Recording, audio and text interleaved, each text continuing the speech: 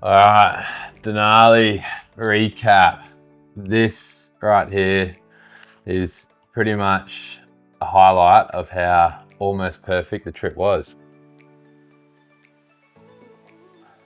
This was meant to be my pee bottle. Buy a new pee bottle every major mountain. The weather on Denali was so good that didn't even get to use it. So yeah, let's talk about it. Also, if you don't know what a pee bottle's for, it's to avoid getting out of your tent in the middle of the night or whatever and freezing cold. It was beautiful weather, and it was an amazing time. Absolutely sucks that we didn't hit the summit. We'll get to why we didn't a little bit later in the video. But start with, I guess, we climbed Whitney. That all went perfectly to plan. Had a blast up there. Come back to California or come back to LA. Jumped on a plane, flew up to Alaska. Drove out to, or got a shuttle out to Anchorage, out to Talkeetna, sorry, from Anchorage, and got on the plane all as planned. So literally everything was going exactly as we had planned. Both feeling super strong. Yeah, it was all around good time. So flight in was awesome. I think we flew in at maybe around 3:30 in the afternoon. Touchdown in base camp probably about 5 p.m. And we just hung around base camp for maybe an hour and a half, and then we decided to move up to Camp 1. So I moved up to Camp 1. I think it was about a 3.5 to 4 hour hike for us. Single push, so we were carrying pretty heavy, probably 25 kgs on the sled, and maybe 20 on the back. Got into camp, set up camp, went to sleep, woke up the next day, feeling good still, so pushed straight up to Camp 2. That's probably when the scenery started getting, well, scenery on the plane on the way in was pretty unreal, but from Camp 2 is where the scenery started getting pretty epic and just, I don't know, just a majestic place.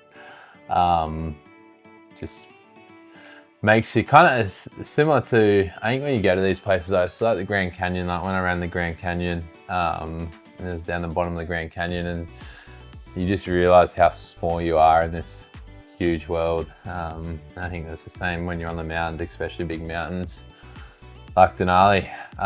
So yeah, just powerful place, really powerful place.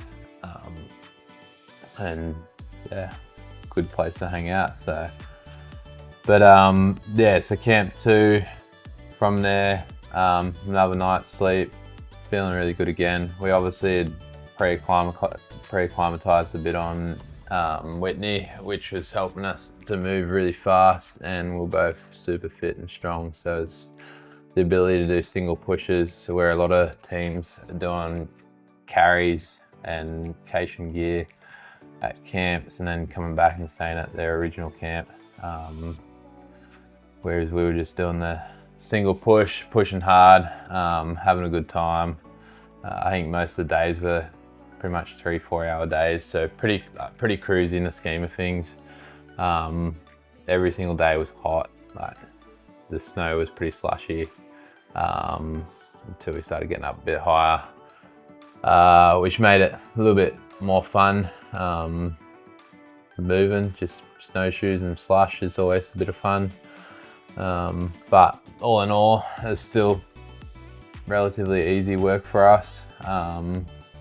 Just the heat was probably getting to us a little bit, the sun. But yeah, other than that, we were happy. We moved up to Camp 3, then moved up to Camp 4. In total, for anyone that doesn't know Denali, there's 5 camps. Well, depending on who you speak to, 4 or 5 camps, depending on which camps you actually stay at, etc. So Camp 4, feeling super good. We needed to spend a couple of days at Camp 4 though before we moved up any higher, just to acclimatize a little bit more. And that's what we did. We hung out, and then we hung out for one rest day, and then we did a hike up to the ridgeline at the top of the fixed ropes, and hung out there for an hour. I actually had phone reception there, which was pretty cool. So sent a couple of messages and whatnot. Hung out there for an hour, headed back down to Camp 4. We agreed on going from Camp 4 to the summit.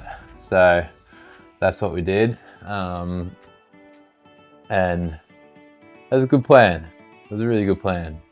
And we were both in perfect condition for it, both feeling good, no signs of any sort of altitude effects. So we were happy. Started our day out. Day actually started rough, and that's probably when the day started. We probably should have almost just called it there and reassessed our situation, but we didn't. It started off with a snowstorm. About 6 a.m. was when we woke up. Pretty hectic, like snowstorm, windy, snow blowing, like literally blowing for our tents if you opened it up at all. So it made it really slow to get going, but we ended up getting going.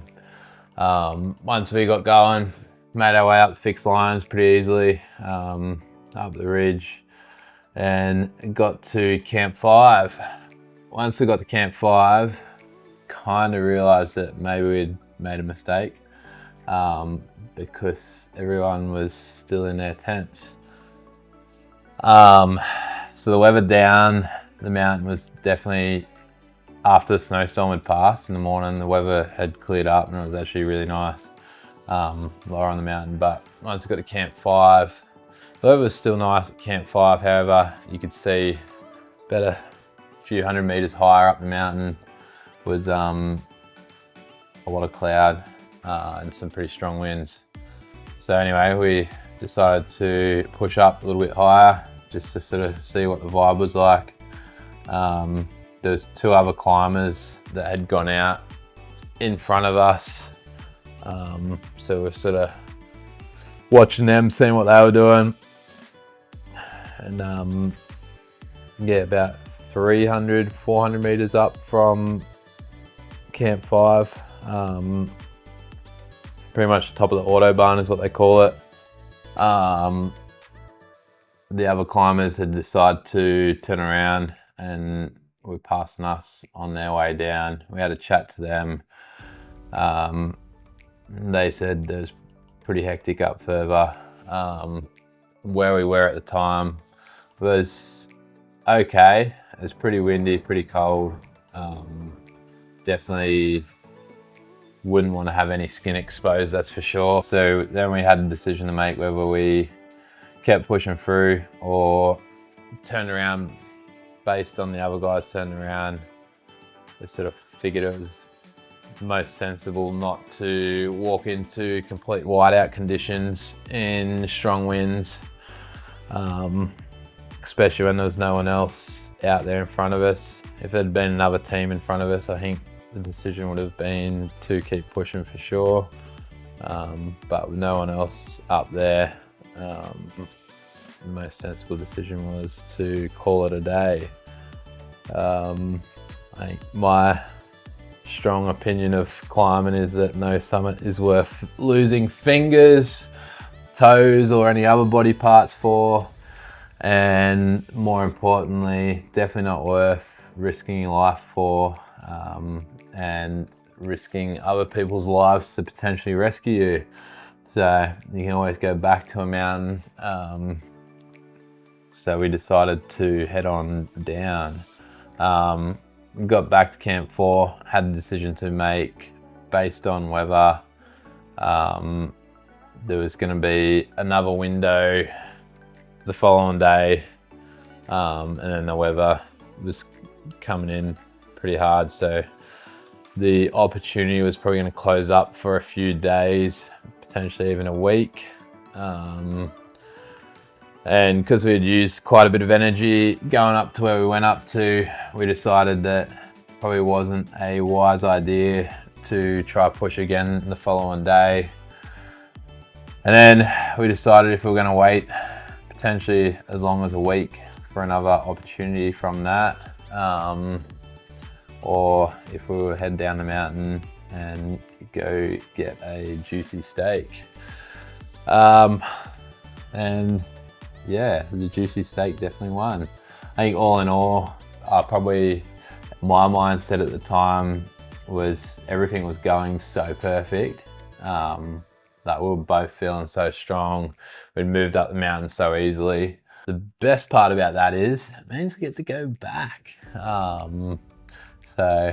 Which has kind of been the last few weeks for me, doing a lot of thinking about what next year is going to look like, the kind of things I plan on doing, whether keep Everest on the cards for next year or swap it out for Denali again. But yeah, so been doing a lot of thinking on that, and I'll let you know what my plans are on next week's vlog.